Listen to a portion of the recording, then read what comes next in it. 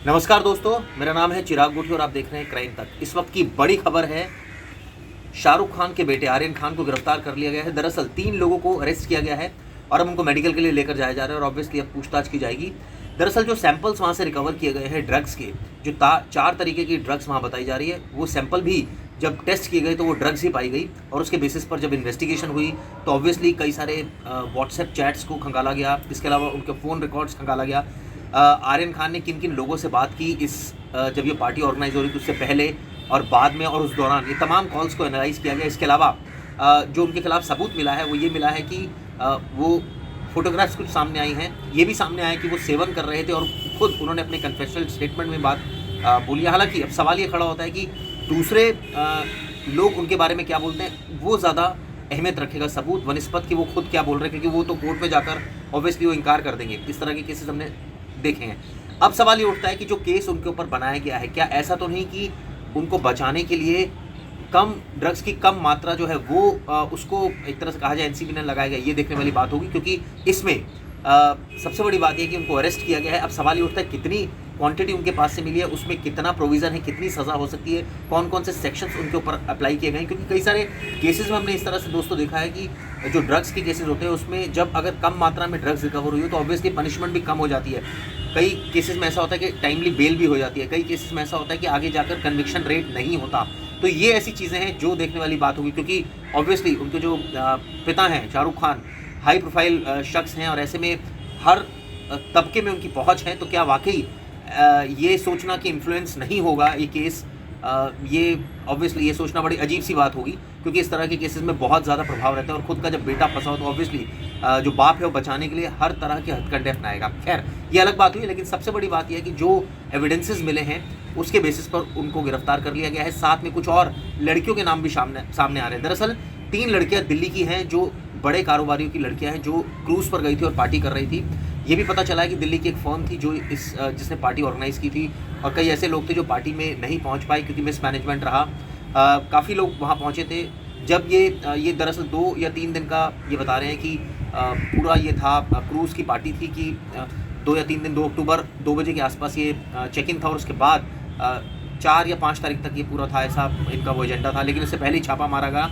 Specific information थी NCB के पास कि ये पार्टी ऑर्गेनाइज हो रही है और उसी बेसिस पर मारा गया छापा। लेकिन सवाल ये उठता है, इससे पहले भी हमने एनसीबी की कार्रवाई देखी, बड़े बड़े बॉलीवुड स्टार्स फंसे। जो उनके खिलाफ सबूत मिला है वो ये मिला है कि वो फोटोग्राफ्स कुछ सामने आई हैं। ये भी सामने आया कि वो सेवन कर रहे थे और खुद उन्होंने अपने कन्फेशनल स्टेटमेंट में बात बोली है। हालांकि अब सवाल ये खड़ा होता है कि दूसरे लोग उनके बारे में क्या बोलते हैं वो ज़्यादा अहमियत रखेगा सबूत वनिस्पत कि वो खुद क्या बोल रहे हैं, क्योंकि वो तो कोर्ट में जाकर ऑब्वियसली वो इनकार कर देंगे। इस तरह के केसेस हमने देखे हैं।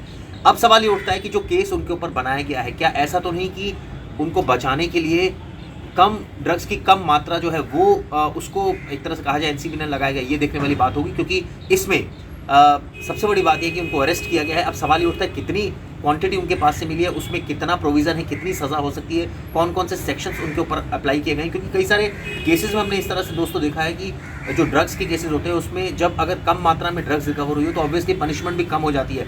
कई केसेस में ऐसा होता है कि टाइमली बेल भी हो जाती है, कई केसेस में ऐसा होता है कि आगे जाकर कन्विक्शन रेट नहीं होता।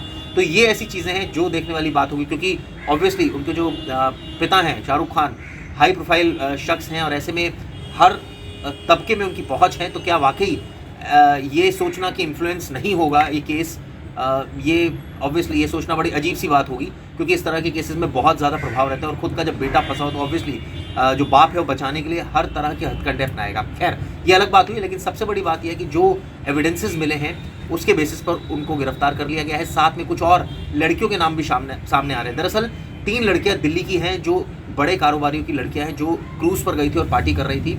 ये भी पता चला है कि दिल्ली की एक फर्म थी जो जिसने पार्टी ऑर्गेनाइज़ की थी और कई ऐसे लोग थे जो पार्टी में नहीं पहुंच पाए क्योंकि मिसमैनेजमेंट रहा। काफ़ी लोग वहां पहुंचे थे। जब ये दरअसल 2 या 3 दिन का ये बता रहे हैं कि पूरा ये था क्रूज़ की पार्टी थी कि 2 या 3 दिन 2 अक्टूबर 2 बजे के आसपास ये चेक इन था और उसके बाद 4 या 5 तारीख तक ये पूरा था, ऐसा इनका वो एजेंडा था। लेकिन इससे पहले ही छापा मारा गया। स्पेसिफिक इन्फॉर्मेशन थी एनसीबी के पास कि ये पार्टी ऑर्गेनाइज हो रही है और उसी बेसिस पर मारा गया छापा। लेकिन सवाल ये उठता है, इससे पहले भी हमने एनसीबी की कार्रवाई देखी, बड़े बड़े बॉलीवुड स्टार्स फंसे।